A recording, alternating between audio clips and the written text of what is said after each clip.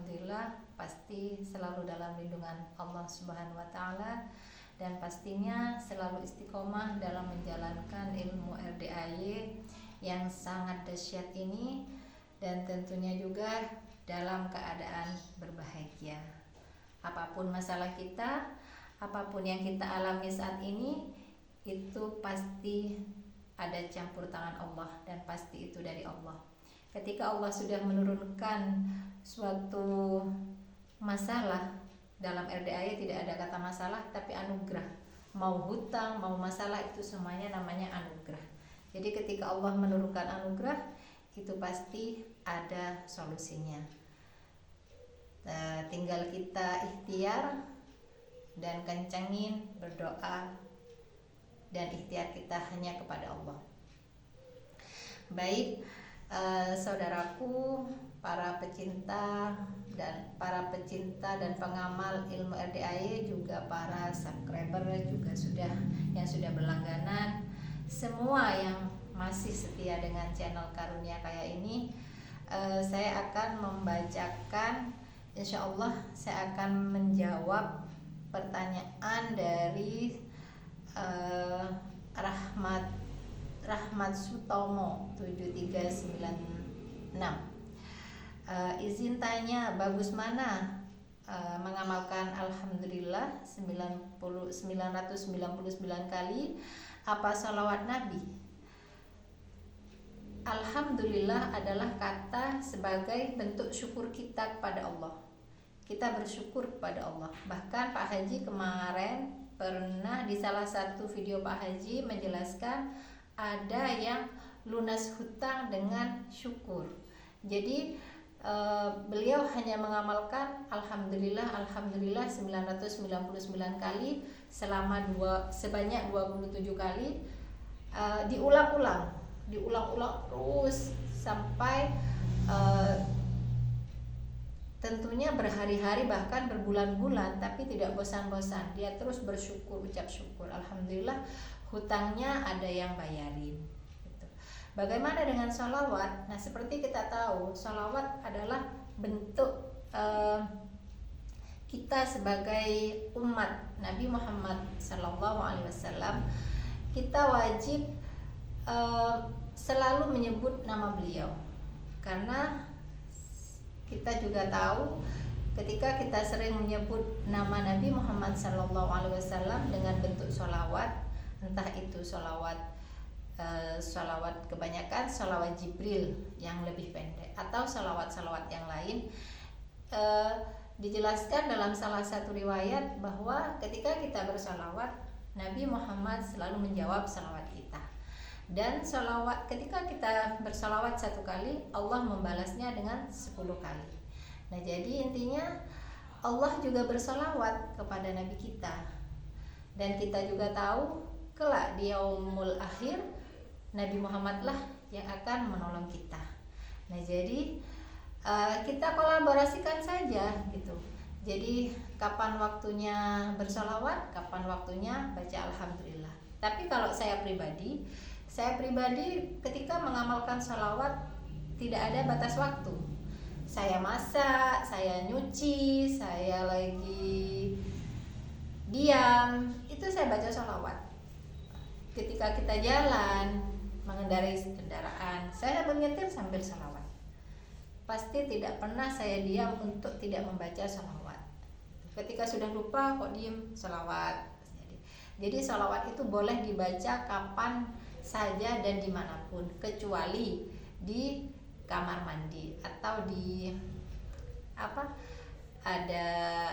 toilet, kita tidak boleh baca sholawat. Jadi kita hanya bisa mandi pun, tapi di kamar mandi itu tidak ada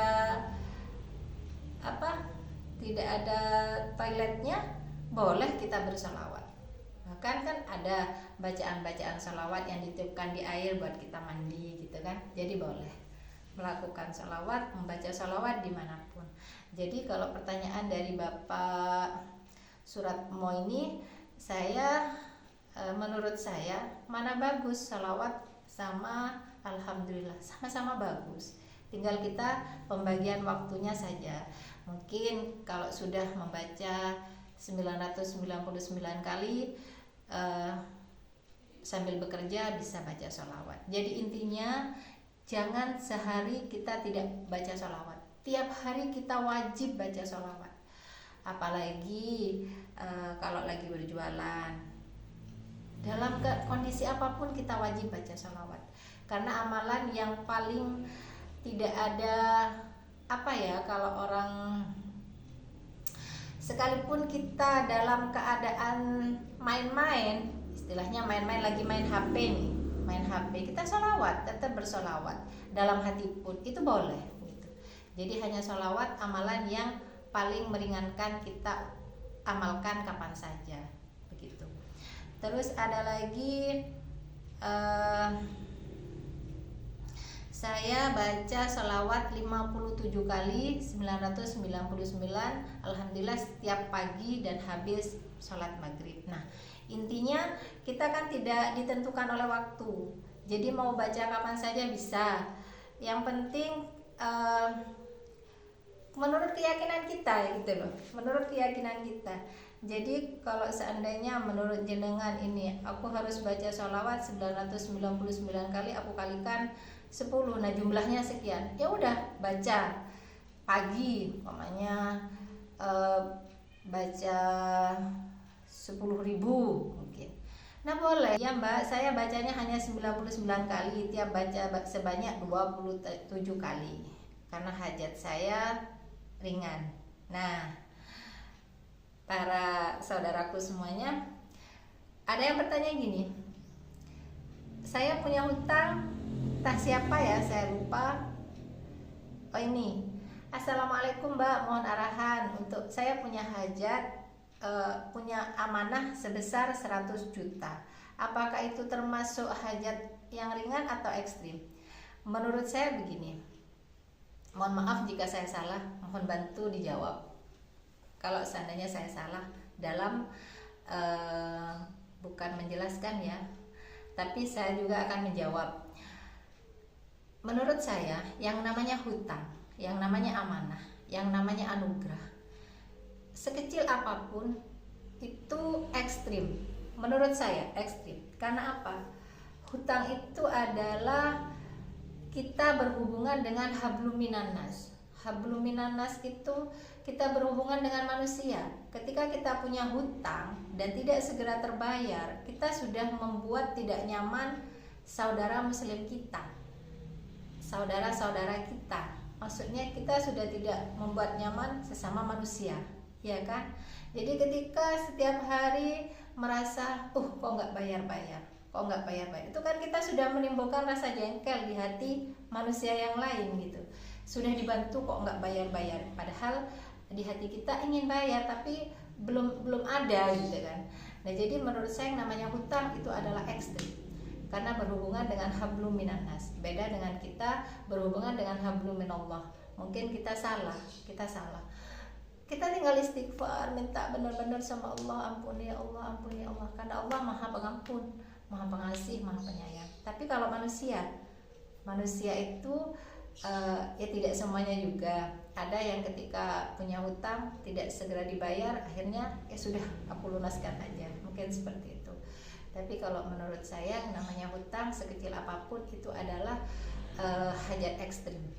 Jadi mintanya sama Allah harus ekstrim biar segera Allah lunaskan. Seperti itu. Mungkin seperti itu dulu video dari saya. Insyaallah kita akan berjumpa lagi dengan penjelasan dari saudara-saudara kita.